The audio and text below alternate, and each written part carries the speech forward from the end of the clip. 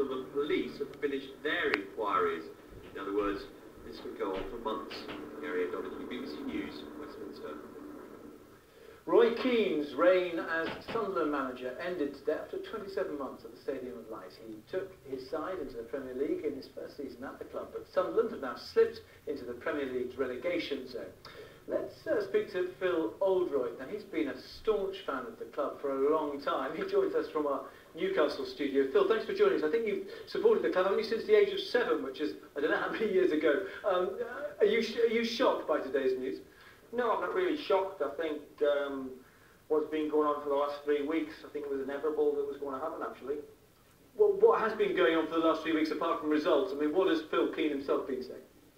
Well, just the things Roy's been coming out in the press saying he doesn't know whether he's the right man for the job, and one morning he wakes up and he is the right man, the next morning he wakes up and he's not. I just think that he left it where people were starting to wonder whether he was getting committed to the club or whether he was actually looking for an option to get out. So it's better for supporters that Roy Keane goes now, if that's the way he feels?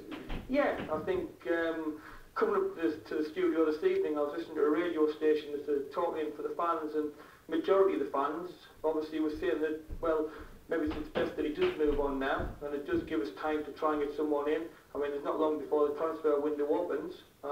Whether there is any money available for players, who knows? But I mean, he has amassed a good squad of people, so I mean, whether he wasn't motivating the players or what, only Roy knows that. I mean, Roy knows the reasons why he really left. I mean, in the early days, it was all good news, wasn't it? I mean, did people really rally to Roy Keane? No, I think the city of Sunderland as a whole has got a lot to thank Roy Keane for. I mean, he turned out 27 months ago, as you say, and I mean, Sunderland were going nowhere. I mean, we're heading for the old third division at one point. Roy came in, and I mean, the season he had was phenomenal. I mean, to win the championship in his first season, I mean, none of the fans believed that would happen. So, who do you think's in the running to take over now? Well, the obvious choice is Big Sam. Then you've got Alan Kirbishley. I mean, was Big Sam given the fair crack of the whip with Newcastle? Again, that's debatable. I think the safe pair of hands is Alan Kirbishley. I honestly believe the fans do believe that him and Niall would work well together. I mean, a lot of fans that I've talked to this evening, they're all clamouring for Phil Brown. Now, whether Phil's going to leave Hull, obviously, to come up to Sunderland, who knows?